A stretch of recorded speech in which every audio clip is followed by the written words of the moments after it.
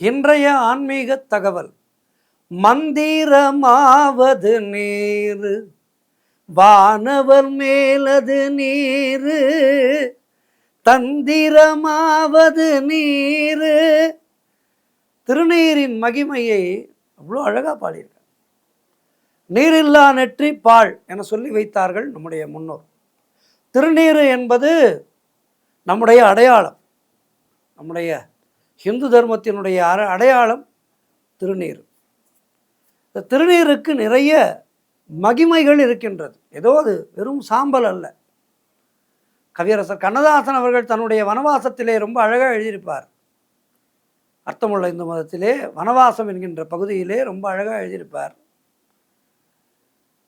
இந்த நீரில்லா நெற்றி பால் என்பதை ரொம்ப அழகாக தன்னுடைய அற்புதமான தமிழிலே சொல்லியிருப்பார். இந்த திருநீரை நான் எதற்காக தினமும் விட்டுக்கொள்கின்றேன் தெரியுமா? என்னுடைய உடலானதும் ஒரு நாளில் இதுபோல் சாம்பலாக போகும். அப்படி சாம்பலமாக போகின்ற இந்த உடலை நாம் வைத்திருக்கின்றோம்.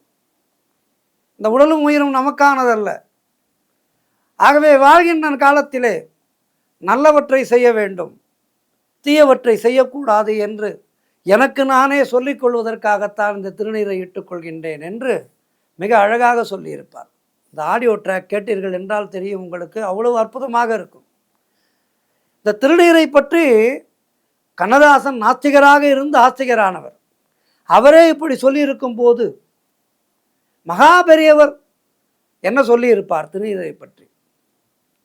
மகாபெரியவர் இந்த நூற்றாண்டிலே நம்முடைய கண்முன்னாலே வாழ்ந்து நமக்கெல்லாம் அருள்நெறி காட்டிய தட்சிணாமூர்த்தி ஸ்வரூபம்.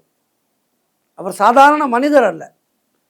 மகாபெரியவர் 100 ஆண்டு காலம் இந்த பூமியிலே தன்னுடைய அருள்மழையை பொழிந்து நமக்கெல்லாம் ஆன்மீகத்தை ஊட்டிய பெரிய மகான். மகா பெரியவா என்றால் அது காஞ்சி மகா சுவாமிகளை மட்டும்தான் குறிக்கும். அப்படிப்பட்ட மகா பெரியவர் தன்னுடைய வாழ்நாளிலே பக்தர்களுக்கு மக்களுக்கு எத்தனையோ நல்ல விஷயங்களை சொல்லியிருக்கின்றார். அவருடைய வாழ்க்கையிலே எத்தனையோ ஆன்மீக அனுபவங்கள் பெற்றிருக்கின்றார்.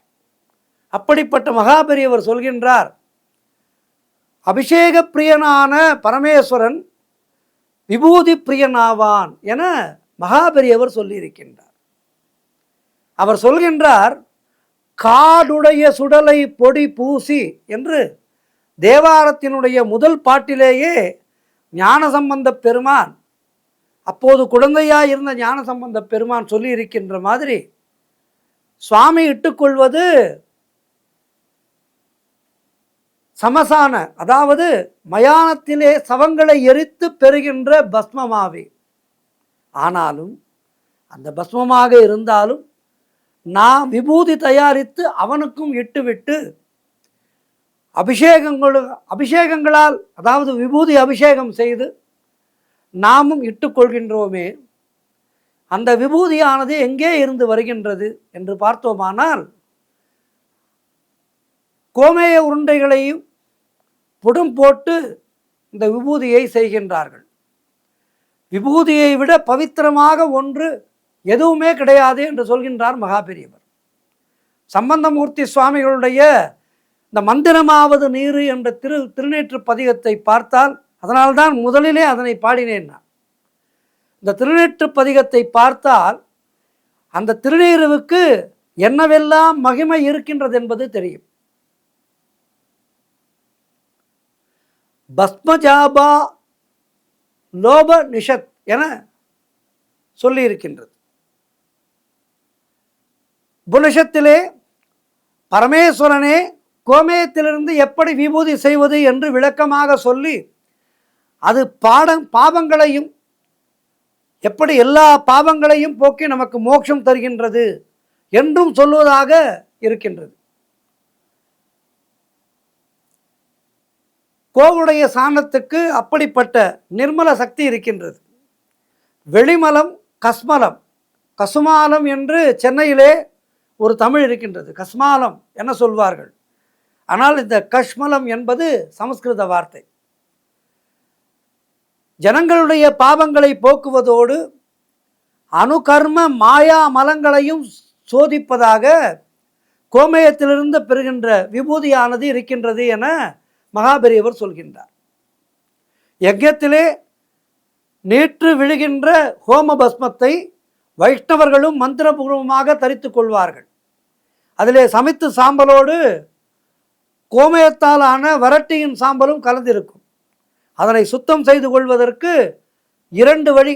ஒன்று ஸ்நானம் செய்வது, இன்னொன்று விபூதி அணிந்து கொள்வது. ஸ்நானம் செய்வதை நாம் நீராடுதல் என்று சொல்கின்றோம். விபூதி தாரணத்தை நீராடுதல் என்று சொல்வார்கள். சுவாமிக்கு நீராட்டலையே என 2 விதமான அபிஷேகமும் செய்கின்றோம். தீயதை அகற்றி தீவினை கொடுத்த அந்த மகா பெரியவர் ஸ்ரீ சந்திரசேகர மகா பெரியவருடைய பாதங்களை பணிந்து இந்த விபூதியினுடைய தத்துவமானது அற்புதமானது. இந்த திருநீரை நாம் தினந்தோறும் இட்டுக்கொள்ள நம்முடைய மனமானது அப்படியே நிர்மலமாக மாறும். திருநீரை தரித்து கொள்வது என்பது நம் ஒவ்வொருவருடைய கடமை. வீட்டிலே திருநீர் இல்லாமல் இருக்கக்கூடாது, குங்குமம் இல்லாமல் இருக்கக்கூடாது. இவையெல்லாம் மங்கள பொருட்கள். ஆகவே திருநீரிடுவது என்பது ஏதோ சாணத்தை பூசிக்கொள்வதல்ல. சிவனை நம்முடைய நெஞ்சுக்குள்ளே தரித்து கொள்வதற்கு முன்பாக நாம் சிவனை நெற்றியிலே தரித்து கொள்கின்றோம். இதுதான் அதனுடைய தாத்பரியம். எனவே அதனை புரிந்து கொண்டு வீட்டை விட்டு வெளியிலே வரும்போது திருநீரோடு வர வேண்டும். நெற்றியிலே நீர் இல்லாமல் இருக்கக்கூடாது என்பதை நாம் கடைபிடித்தோமானால் நம்முடைய வாழ்வானது செம்மையாக இருக்கும். நன்றி, வணக்கம்.